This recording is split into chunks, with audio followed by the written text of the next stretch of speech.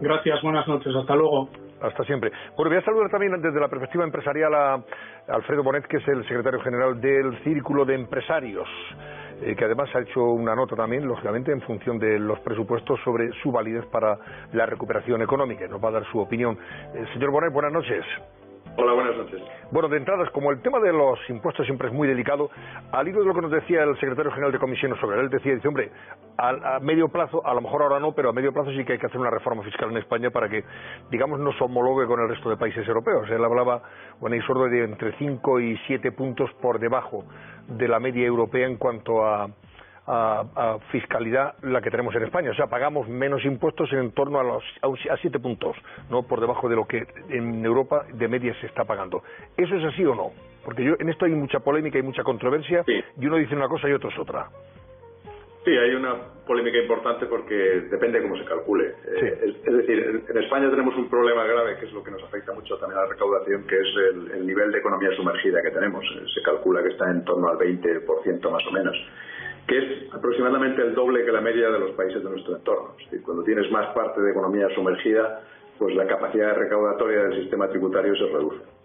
Por otra parte, luego hay que considerar también la imposición sobre qué. Es decir, nosotros tenemos unos tipos impositivos similares a los que tienen otros países de nuestro entorno, pero recaudamos menos.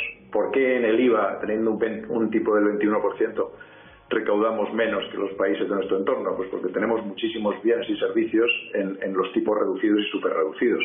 Si pusiéramos al 21%, pues recaudaríamos más, pero esto sería muy grave para algunos de los sectores que están gravados con esos tipos, que tienen mucho que ver con el turismo y la hostelería, por ejemplo.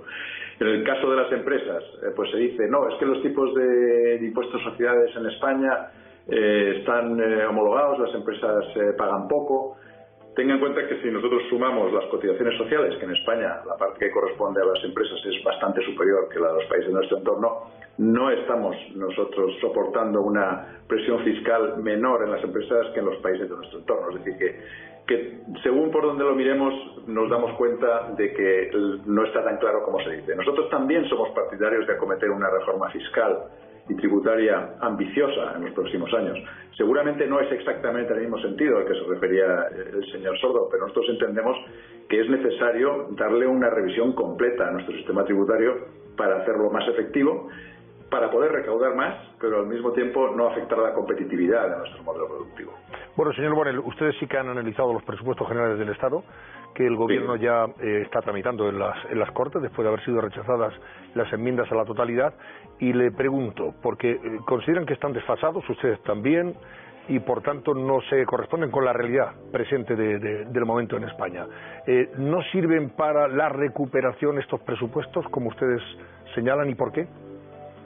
Sí, nosotros nos preocupa, primero, como ha dicho también el señor Sordo, pues estos presupuestos están basados en un cuadro macroeconómico que nosotros pensamos que ha quedado desfasado, porque la verdad es que el cuadro se hizo antes de estas últimas medidas restrictivas y de confinamientos que hemos estado sufriendo en España, y que esto pues afecta a la actividad económica. Es decir, que seguramente la situación es algo peor que cuando se hizo el cuadro macroeconómico, con lo que las estimaciones de crecimiento probablemente están sobrevaluadas. Y eso quiere decir que los ingresos fiscales también, porque los ingresos fiscales, la recaudación depende de la actividad económica. Si la economía crece menos de lo que pensaba, vamos a recaudar también menos impuestos.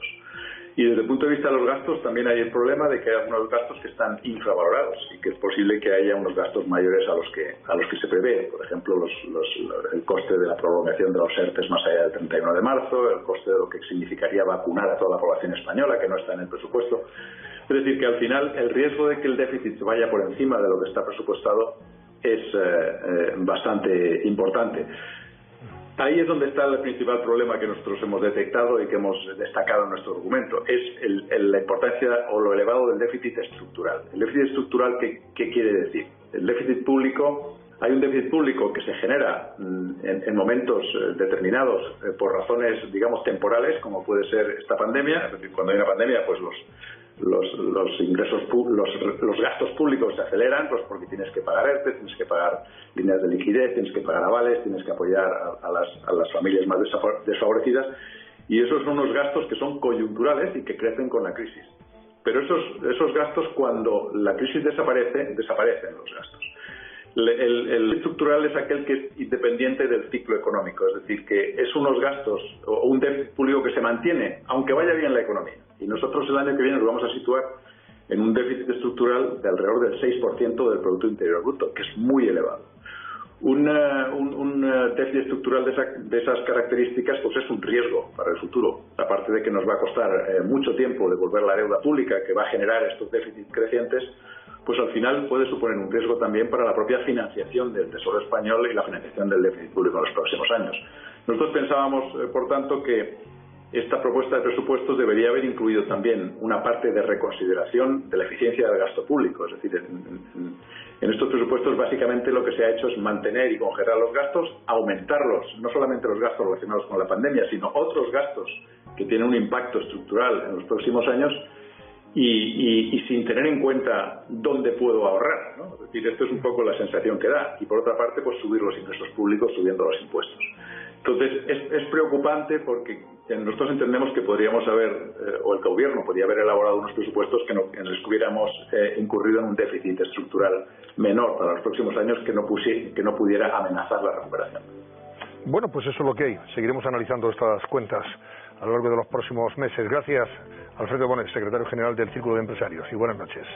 Un placer, muchas gracias. Hasta pronto. Adiós, adiós. Y a todo esto, Susana, lo comentábamos antes con el secretario general de Comisiones, los fondos de recuperación probablemente se retrasen. No van a llegar tan pronto como hubiéramos querido, dado que hay dos países que